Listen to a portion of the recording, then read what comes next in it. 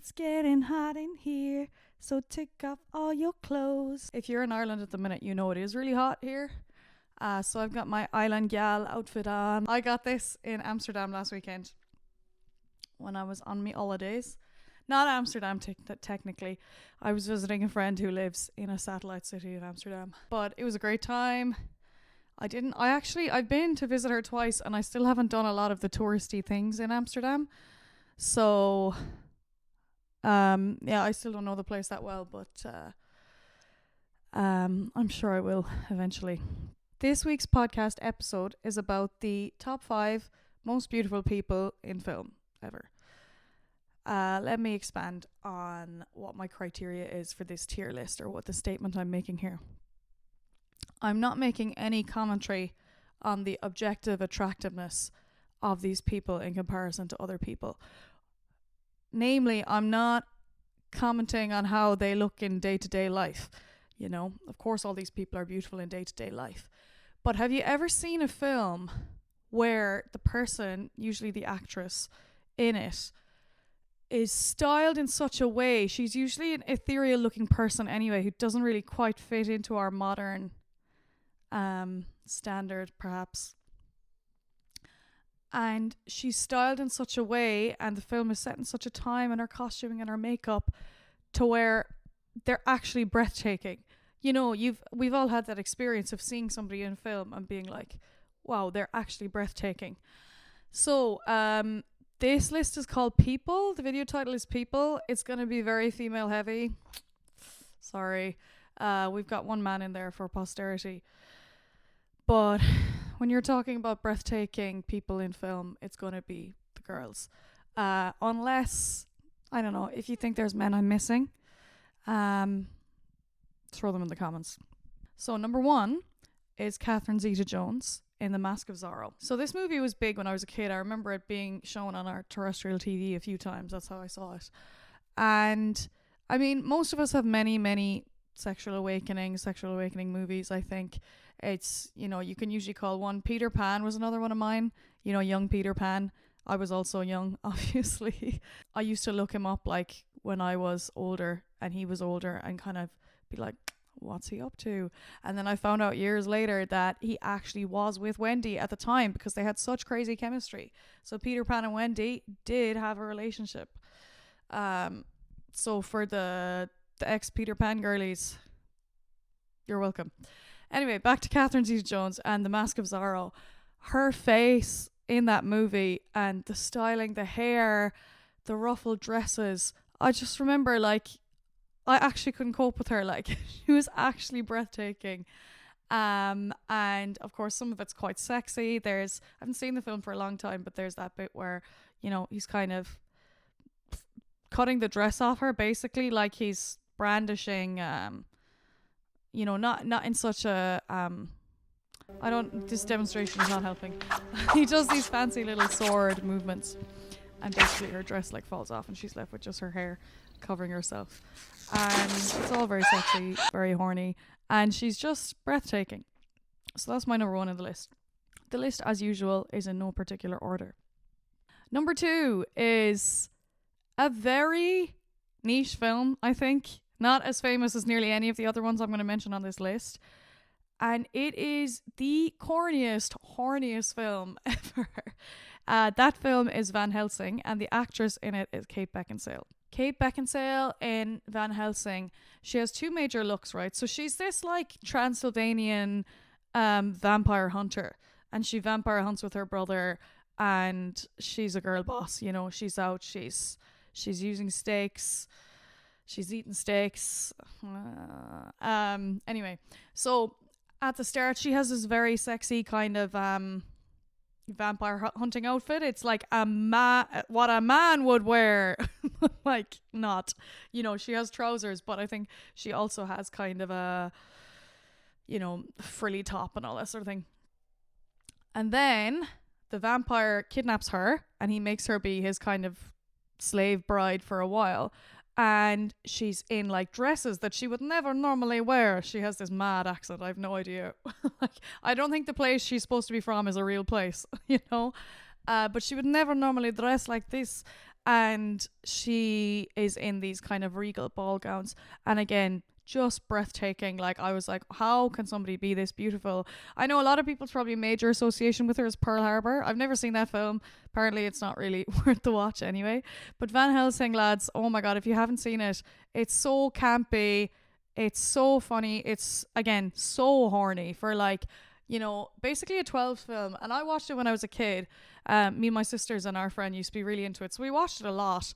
And then watching it again as an adult, I might have to do a separate like top 5 like horniest kids films or something like that, because they seem to come up a lot in my tier lists. Oh yeah, so the evil vampire, he also has these vampire brides who are also hot as hell, wearing next to nothing but, like, you know, they're in like a corset and like basically only a corset. And they have these sexy accents as well, and they just want to kill everybody and serve their lord. And very horny as well. There's these kind of like very like clear scenes of him just going off to have a foursome or threesome with them. I don't know. Anyway, it's crazy. But Kate Beckinsale in it is a vision. If you've been disturbed by the general level of horniness in these films and in this video, don't worry. They're all quite PG 12s again from this point on. So the next option is a bit of a cheat. It's our token man, but it's also a woman in with him. So my choices for number 3 are Keira Knightley and Orlando Bloom in Pirates of the Caribbean.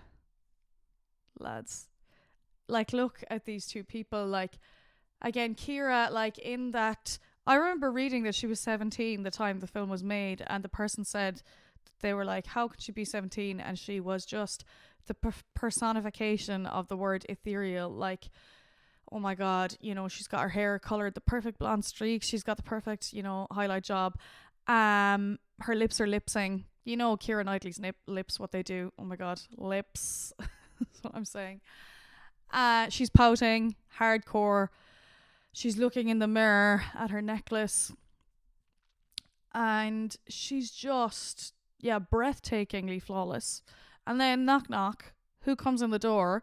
Only Orlando Bloom, like, being the most beautiful person androgynously, you know, possibly ever. And yeah, he's just flawless. He's so beautiful. Will Turner, he's got those puppy eyes, the heroic character. This number 3 is also a little bit of a cheat, because for each one of these actors I could have also chosen a different film.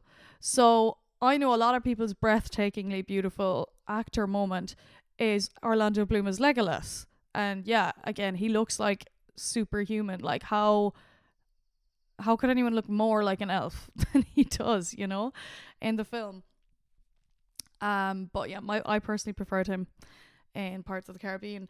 And then Keira Knightley, you also have Pride and Prejudice, which I rewatched this week. I watch it like probably every few months, bawl my eyes out. It's one of my favourite movies ever. But again, she's pouting. She's breathtakingly beautiful in her plain brown dress and in her ball gown as well, when they have a ball, and she's got her hair like all curled up and she's got these pretty little jewels in it. The girls are still wearing those hairstyles, honestly. They really started something there. But she is just so beautiful. It's one of these, I mean, it's not a new thing to say about Keira Knightley, but it's one of these looks that, like, it's almost too beautiful, too fragile for the modern day. She just fits so incredibly into those costume pieces. And she's also, can we say, like, a really great actress. Oh my god, like, a lot of why Pride and Prejudice is so good is because of her. The way she delivers, I'm getting in my, we thought that this was going to be an unliterary video and just a horny video, but we're getting into we're getting into the literary side. The way she delivers Austen's lines with such life and such character and sass sometimes, and just makes such a difference to reading them. Which is also possibly why, as I exposed in my last video, I preferred the movie of Pride and Prejudice to the book. Sorry. Next up, we have Rachel McAdams in The Notebook.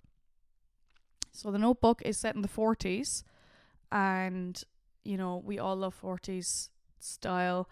And oh my god, like she's got this rolled fringe, she's got these perfect lips, always this red lipstick, and the red hair as well, like Rachel McAdams in red hair. I don't actually even know what her own color is. Now she's rocking a brown, so it probably is naturally brown, but oh my god, she's so flawless. And yeah, you just every little costume she wears, every dress, every full outfit, it's like it was engineered for her. Like they definitely had like a color theorist, you know, one of those TikTok people back at that time to make that film, because every color is her color and she just shines, sparkles, glows. She's so naughty as well, like her character. You can totally see why that man built a house for her, you know, after she'd already broken up with him. Final choice. This was a bit of a shoehorn because I was honestly kind of stuck for number 5. I have like my 2 or 3 that I could talk to anyone about, like, and then after that I don't have the tier list as set in my head. You might be starting to pick up I have many tier lists in my head, which is why these videos are generally quite easy for me to make.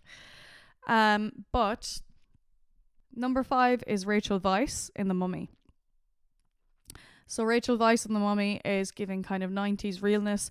I think, oh my god, I was thinking about this today when I was just flicking through Disney Plus and stuff. Movies look so shit now.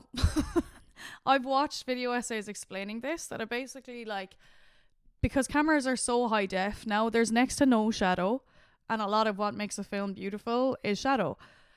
And in The Mummy, like, the camera's just crappy enough. You can see in the pictures that there's a softness given to her face, to the costuming. Obviously Rachel Weisz is like again breathtakingly beautiful in any situation, but that kind of curly little fringe she has, and just her face in kind of the firelit scenes and everything, she's perfection.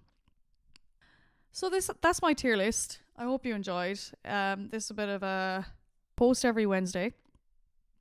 Sometimes about something silly and frivolous, sometimes about something intellectual. So I contain multitudes. I've come up with a working title for my podcast. I was trying to fit my name into it before, Sarabella, but I just don't think it's going to work. So the working title at the minute is Insubordinate and Churlish. And if somebody recognizes that quote, let me know. If you can think of another name, I'm open to suggestions. But anyway, like I said, I post every Wednesday. Do leave a comment letting me know what you thought of my list, or if you have other suggestions. And I'll see you next week.